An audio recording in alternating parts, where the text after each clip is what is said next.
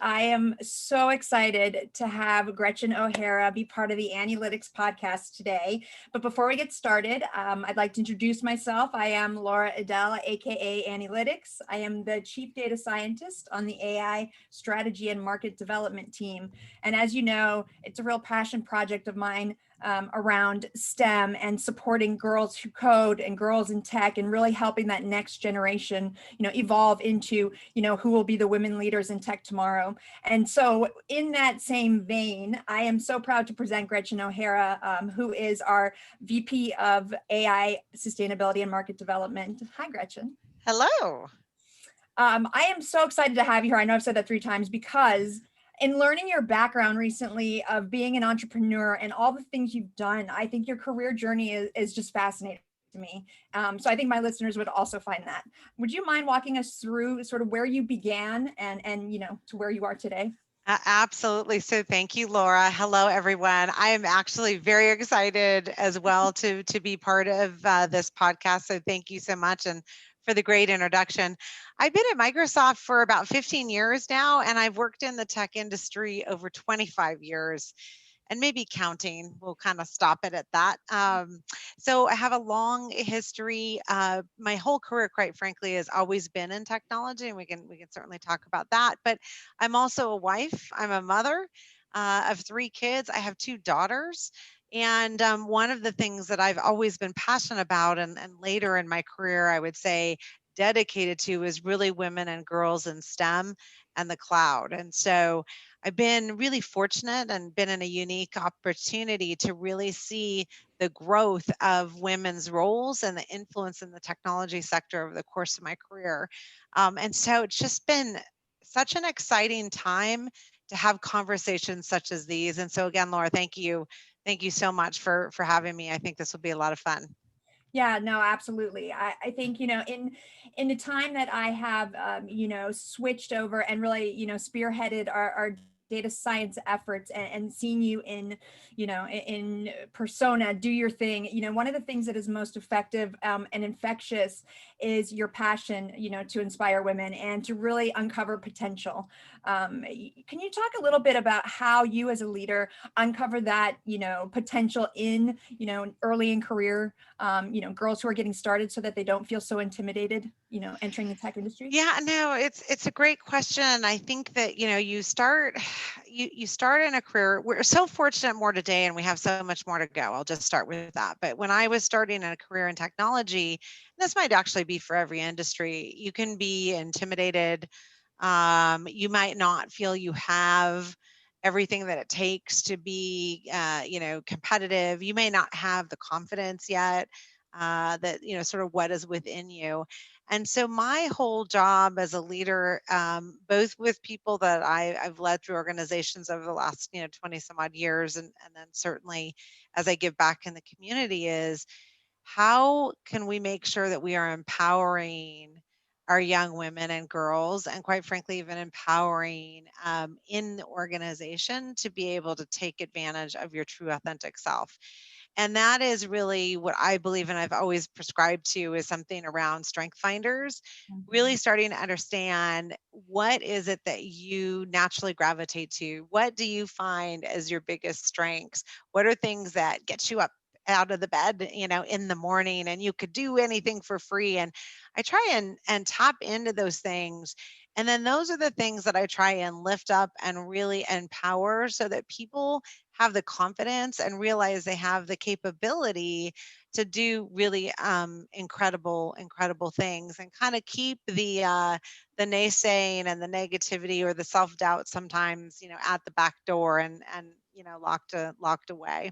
So do you still get affected by, either feeling from the imposter syndrome or that voice? And I'm not gonna assume, but I at times have that voice in my head that tells Right. me, "No, you're not good enough, you're not smart enough, all of these things, and you have to shut that voice down. Like, no, I'm putting you away.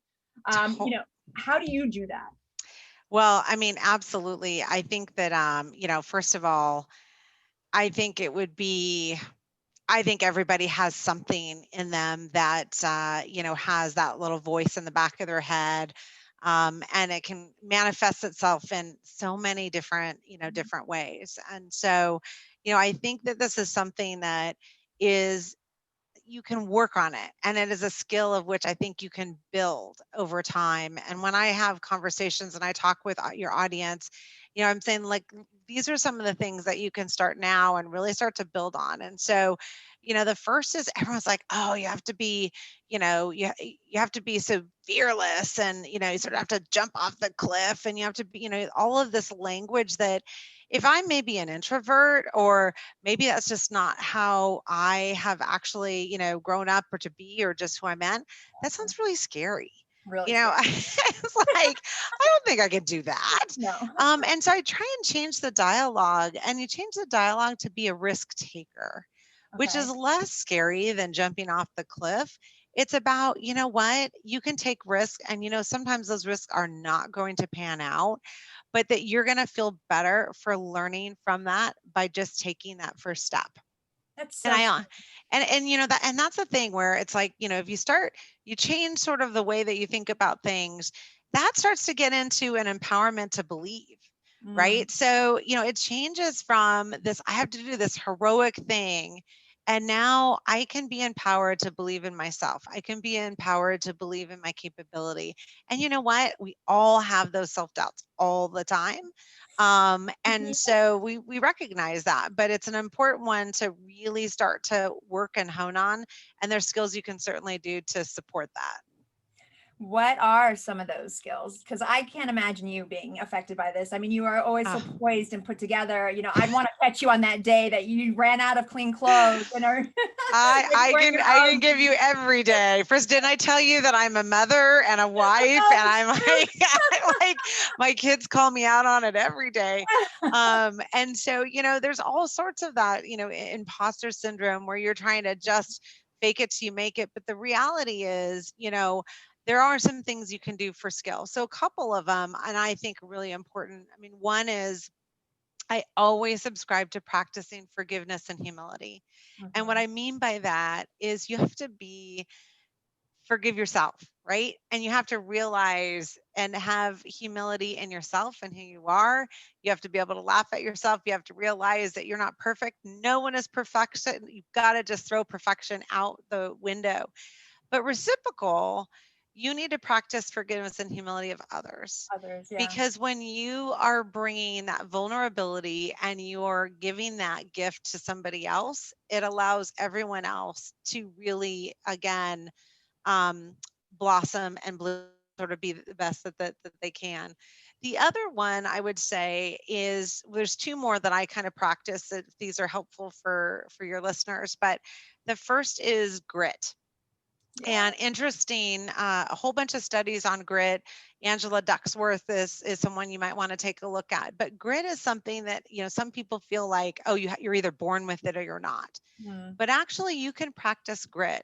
And grit isn't something about, I'm the strongest or I'm the best. Or grit is just something about building sort of that internal tenacity to be able to go on and to be able to, overcome, and realize that nothing is ever going to be perfect, and you're never going to always have everything go your way.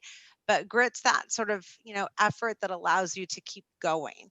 Yeah. And that is something that there's some incredible skills that you can, you can practice there. And the last I'll just say on the practicing one is, sometimes it's simple as just taking a breath.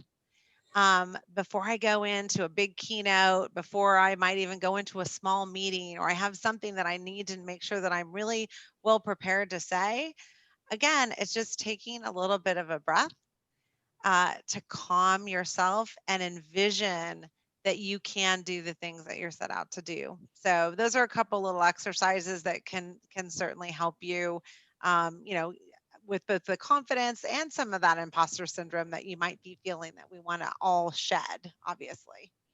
I really love the, 1 minute meditations that you sometimes kick off meetings with.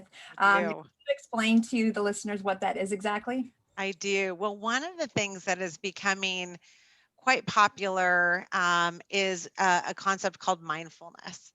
And mindfulness gives you the opportunity to really calm your breathing, sort of quiet your mind, and it allows you to give you intense focus. And oftentimes we will find ourselves going from one meeting to another meeting, or I'm going from a class to a class, or I'm going to cook dinner to have to, go do something for work. Whatever your situation is, you can get to these places where you're literally almost sort of surfing through the sort of work that you need to get done. And so oftentimes I'll start my team meetings with just a 1-minute meditation. Sometimes it's a 2-second breath check in. The idea behind it is to take a step back, to focus on your breathing, to just take a minute to calm your mind. And what it does is it actually brings incredible focus to the conversation. It allows you to be active in the conversation. And essentially, the most important thing as you're showing up for, whatever it is that you are doing work wise or in your personal life, everyone wants to be with someone who's present. And so that's one that I think becomes really important, is that in the crazy time that we live in now, in this global pandemic where everything is kind of coming on top of us, how do you have those moments that allows you to just be present in the moment and allow you to have clarity of focus? And so that is one trick that I do with my team quite often, actually, is just to allow us to be able to take a step back and be focused on the conversation ahead.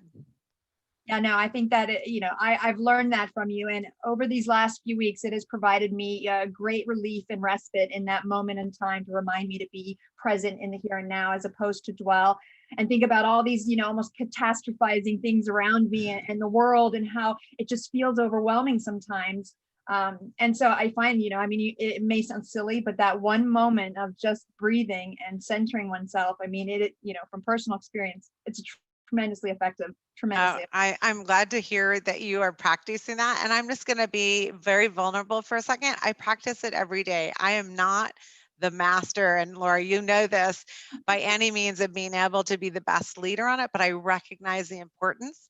And here's where you can tap in to other people that have that capability, that understand or can be able to lead that.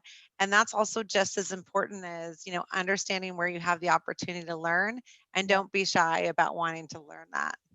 So that's actually, that's the piece of advice. I always think back about what I would tell my younger self, because I came from a single mom household. She struggled a lot in the early days with drugs and alcohol. We were homeless, but eventually she pulled herself up by her bootstraps, went back to school and became a CPA. And so what that taught me, to your point about grit, is that perseverance no matter what. And no matter if you fail, you try again. But if I could go back and tell my sort of insecure self, coming into the tech workplace, like, just own who you are. I had a boss who told me that I dressed too womanly or too feminine. No one's going to take me seriously. So wear brown. And this literally scarred me for many years into these brown, horrible dresses that I would wear. I just like they were bad. And I saw a picture the other day, like, oh, the brown face. What am I thinking? Well, I was like, no wonder I didn't get promoted. I can't imagine going into an executive's office dressed like that and be like, can you leave? Like, what are you wearing? Like, it was like a potato sack, because I didn't know where to even buy these brown magical clothes that would make me more professional. So I wish I could go back and tell myself, like, you know who you are. Just, have that perseverance. You don't have to take every piece of feedback literally that you get, but some of it is good, some of it's bad, and you just need to trust your gut. What would you tell yourself if you could go back to, the early days, tell yourself, one piece of advice? What would that be? I feel like it's very similar, Laura, to you. And I could go on with stories on, reviews where I didn't dress right, or one review was, I wore too feminine of shoes. So unlike the brown dresses, apparently my shoes had too high of a heel or whatnot. And, I had to change fundamentally if I was going to be taken seriously. I guess I needed to move to loafers or whatnot. But, and there's all sorts of, stories like that. And I think, going back, and this might sound a little cliche, but I would just say one thing going back, and what I try and instill in my daughters every day, is that empower to believe, like, be comfortable with yourself, and be comfortable with what you're able to give to the world. And when you know yourself and you're comfortable with your authentic self, you then will take that feedback. Some's good, some's not so good, but you realize that it's sort of, inconsequential at the end of the day. And I think so many of us, both growing up and then even into the workplace, are so concerned about how we show up, how we look, what someone is saying, the way that we say that. We lose a little bit of our authenticity in the process. And I think what's really exciting right now in this day and age, and especially over the last like 3 years, is that we're starting to recognize that vulnerability and authenticity are super critical in how you lead and how you show up in your work. And when you have that in your back pocket, the sky's the limit on what you can do. And so my goal has always been celebrate people's authenticity, celebrate everyone's diverse perspective. And if I could go back, that's the thing that I continue to say, is just be very, passionate about what you believe in, and the rest will kind of take care of itself. That is great feedback. I mean, I can tell you that, when I come and approach data science, and I hear this all the time, like, oh, you're infectious, you get so excited. Like there's this visible change that comes over me when I'm talking about what is perceived to be the most boring topic in my family. Like their eyes glaze over, like algorithms again. And so for me, I get like the giddy schoolgirl. So I think that's absolutely great advice. I wish I had owned that enthusiasm instead of trying to pipe it down into being something, that I'm not, because I think that I struggled against that until, I grew up and realized, like, when my mom passed away, it sort of put things into perspective for me that, here's life, and they're the things that matter. And then they're the things that don't matter, I mean, our jobs matter, but I mean, at the end of the day, it's all about family, relationship, being our authentic selves. And so I think you embody that tremendously. Laura, you make such a good point here. I think it's one we should stand for just 1 second. And that is that I think when most of us in our lifetimes have experienced in some way where we are with this global pandemic, and certainly with the surge and the impact individually of all of us in any different way, is coming together. And it does put into perspective, what is really important, and what is really important to you. What are your values? And as you start to sort of take check of what that is, I personally write that work down for me. And I recheck it and I recheck it. And I believe that those values and sort of what's important should transcend your work life and your personal life. And I think, Laura, you're just spot on, which is when you start to get this perspective of sort of what's important, it actually has a freedom to allow you to do things now in your professional life that might have held you back before. And it is something that I think is super valuable for all of us to take check in, for sure.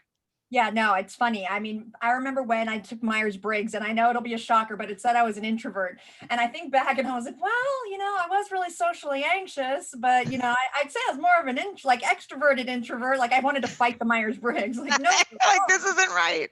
And I was just laughing about that with my love language. I just took this really silly quiz about what's my love language, and you could have all sorts of gifts, or mine was service. What is your love language? Mine is service. So you do it for me and I love you more. I was like, well, actually, that's kind of true. That's sad. My daughter's love language is service. I learned the whole love language. I haven't taken the quiz yet, but I'm like, okay, I can see it. I can see it. Really quick. It's like 4 or 5 questions. And I was like, for my son, this is the one that got at my heartstrings, because when I used to travel so much last year and years before, I'd buy him stuff in every city I went to. And he took his kid love language, and it turns out it wasn't gifts as I assumed. It was time with me. And I was like, oh. Right. So I kept driving him like, well, what if I had an Xbox versus time with you? Time with you. And I was like, oh. Which is just, and it goes back to being that sort of authentic self. And, so, if you had to look forward now, so we look back, let's look forward. Where do you see yourself in the world in, the next 5 years? What does Gretchen O'Hara want to be doing? Oh my gosh. Okay. In the next 5 years, what I want to be doing.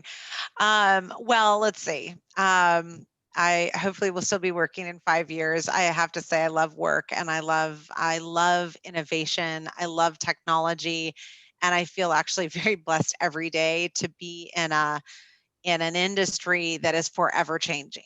Yeah. And that is such an exciting proposition for me. So that first part, I will just say, definitely want to be doing something around innovation, something around future technology. And my career in general has always sort of been, I would say, on the bleeding edge of various, parts of technology, because I find that to be kind of like at the very exciting side. But beside that, in the next 5 years, I really want to dedicate and continue to dedicate my time to a couple really important areas for me. First is women in cloud. This is really about closing the digital divide, creating more equity with women in STEM, ensuring that as we see the rapid pace of innovation happening, that we're not actually leaving more and more women behind as we continue to accelerate in technology. And that's one that is really near and dear to my heart. And it starts actually with our girls. And so that would be like the second thing, which is I can't have an incredible, diverse workforce if everyone that's coming through the funnel drops out between 6th grade, 10th grade, 12th grade, sophomore in college.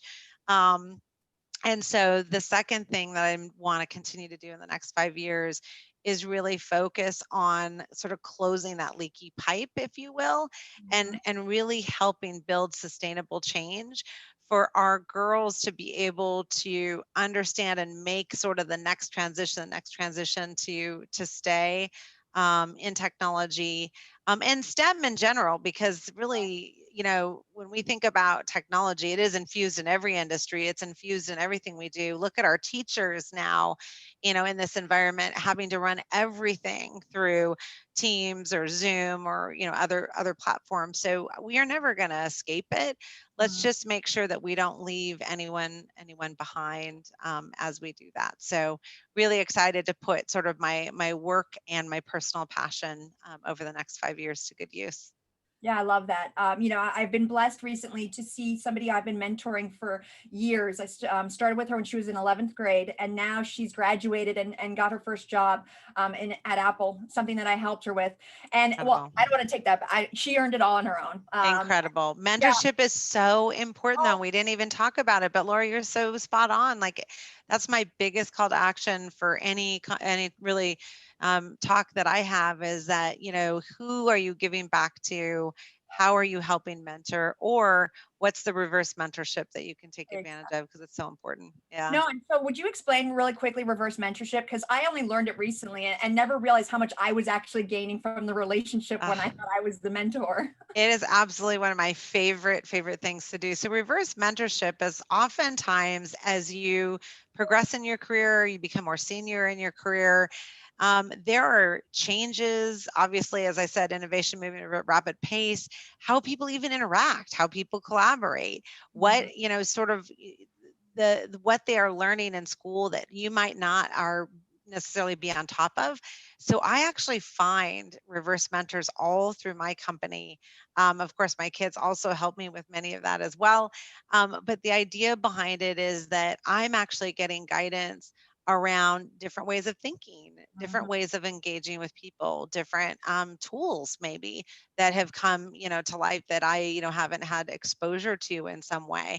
And it just do not underestimate the value of youth and what that reverse mentorship can bring to you and really make you a richer and continue to be quite a bit of a learner. So love it. Absolutely. Are we going to find you making your own TikTok videos? Yeah. You haven't seen me on TikTok yet, although I have been pushed and pushed and pushed on TikTok. Maybe after today's podcast, we might have to do one of those together, Laura. That would be fun. Like, I filmed some birds and I chased them and then I watched it. I was like, oh, Laura, yes, let's do one. Yeah. All right. So now we're gonna round out with our dinner party here. So okay. 2 people, dead or alive, fictitious or real, that you would invite to your dinner party, and why? So I feel like these change all the time, which is I'm like, I just want to have a big party. Can I say that? A big party. I think there's one constant and a new one I'm just going to add into my two. My constant has always been Martin Luther King. I would just love to have dinner with Martin Luther King for a whole bunch of reasons. But I think his ability to galvanize the world, his ability to be able to create movement, his ability to really speak truth. All these are all the things of leaders that I just aspire to work on, and I think just incredible from the insight from that perspective. And then lately, I've had the privilege of taking a leadership class with Brene Brown.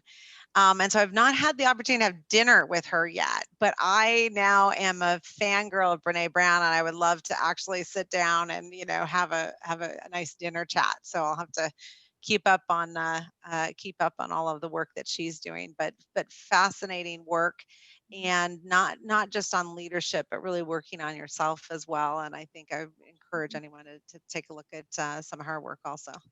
I have a family member in the hospital right now, and they are studying Brene Brown. So when I mentioned that you were going through this training, that we were all, it was like fandom of this whole group of people. Like, Brene Brown, really? Like, you? what? I know, and I get to see, I get to hear, some of her one-liners and everything. I'm like, I really want to go have dinner with her because she's just fascinating and a lot of fun. That's awesome. I love it. Yeah, I would also like to have a giant dinner party with everybody that I've asked this question to. I feel like it would be like the best dinner party. Wouldn't it? It is a great icebreaker. I think that is one of the things that first of all, there's, inevitably, 100 more people that you hadn't thought of, and you're like, oh yes, oh yes, oh yes. And then the reasons why I just think are just brilliant, and getting insight into how people think, and it's really quite fun. So yeah. I felt guilty after my first choice and changed it to being my mom. I was like, of course, why wouldn't I? Like, Okay, being a mom? now you're making me feel bad, but I'm just gonna say, aside all family members, I'll put all the family members they aside. should be there like as a given. That's right. They're my given. They're my Exactly. given. But So yeah, I'm gonna hold you to the TikTok video. I promise you. And we're okay, we should do it. And then we'll have to be able to like show everyone who's listening that we actually did this. I'm telling you, I've never done one before. Okay, we're gonna do it. We're gonna do it. And I make you a promise now, listeners. We're gonna post this TikTok, and it's amazing on YouTube. So follow up with us and because it's coming out soon. These are two tech women doing TikTok. Oh, I'm so sorry for your listeners right now, but I got you, Laura. We'll do it. Awesome. Gretchen, I can't thank you enough for coming on and talking. I think you're so inspirational. Me personally, I've learned a lot, and you talking about Martin Luther King, all I was thinking about was you as a leader. And so you embody everything that you talk to. I see it every day. And I just thank you so much for being your authentic self today. Oh, thank you so much. I really appreciate it. Thank you so much for the time. And Laura, what an inspiration you are. I mean, to see you female as our chief data scientist, and really changing the way of which we engage in our community, changing the way we engage with our schools, and certainly with our customers. So thank you, Laura, for having the time. I feel very honored to be here. Thank you. Thank you so much. Thank you, listeners, for listening. This is the Annielytics Podcast. Have a great afternoon. Yay.